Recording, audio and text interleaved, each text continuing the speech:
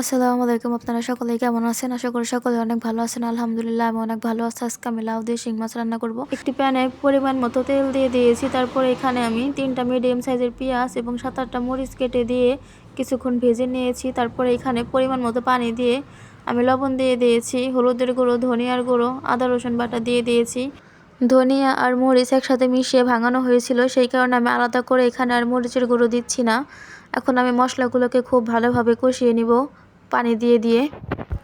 মশলার খুব ভালো একটা ঘ্রাণ বের হলে এবং মশলার উপরে তেল ভেসে উঠলে এখানে আমি আগে থেকে কেটে ধুয়ে পরিষ্কার করে রাখা মাছগুলো দিয়ে দিব। এখন মাছগুলোকে খুব ভালোভাবে কষিয়ে কিছুটা পানি দিয়ে ঢাকনা দিয়ে ঢেকে আমি 4-5 মিনিটের মতো রান্না করে নিব। শিং মাছ কিন্তু এভাবে কষিয়ে রান্না করলে খেতে অনেক বেশি মজা হয়। আপনারা এইভাবে একদিন ট্রাই করে দেখবেন। শিং মাছ কিন্তু আমাদের হেলথের জন্য ভীষণ উপকারী। শিং মাছ রক্তের হিমোগ্লোবিন বাড়াতে সাহায্য করে এবং হাড় ও দাঁত মজবুত রাখে। এর মিনারেল ও ভিটামিন শরীরকে শক্তিশালী করে এবং রোগ প্রতিরোধ ক্ষমতা বাড়াতে সাহায্য করে। অসুস্থতা থেকে ওঠার সময় বা শরীর দুর্বল থাকলে শিং মাছ তাড়াতাড়ি শক্তি ফিরে পেতে সাহায্য করে। এমনকি শিং মাছের চর্বির পরিমাণও খুব কম থাকে, তাই এটি হার্টের জন্য খুবই ভালো। যদিও আমি ডাক্তার না, তারপরে যতটুকু জানি ততটুকু আপনাদেরকে বললাম। আমার মাছগুলো কষানো হয়ে গিয়েছে, এখন আমি মাছগুলো তুলে নিচ্ছি। এখন এই মশলায় লাউয়ের টুকরোগুলো দিয়ে আমি খুব ভালোভাবে কষিয়ে নিব। লাউ কিন্তু আমার খুবই পছন্দের একটি সবজি। যারা ডায়েট করেন তারা কিন্তু বেশি বেশি লাউ খেতে পারেন, কারণ লাউ ক্যালোরি কম থাকে, পানি বেশি থাকে এবং অনেক পরিমাণ ভিটামিন ও মিনারেল থাকে।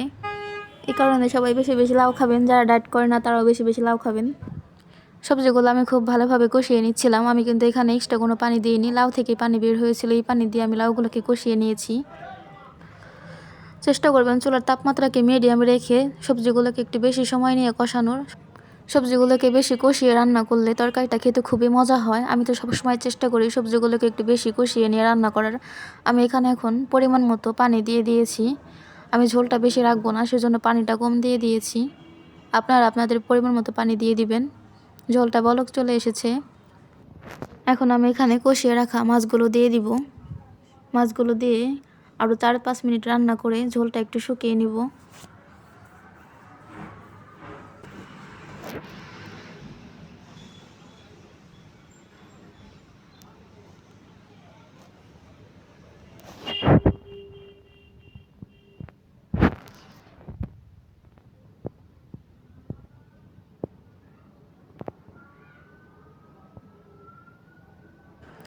ঝোলটা শুকিয়ে যাওয়ার পর আমি ভেজে গুঁড়ো করে রাখা জিরের গুঁড়োগুলো দিয়ে দিয়েছি।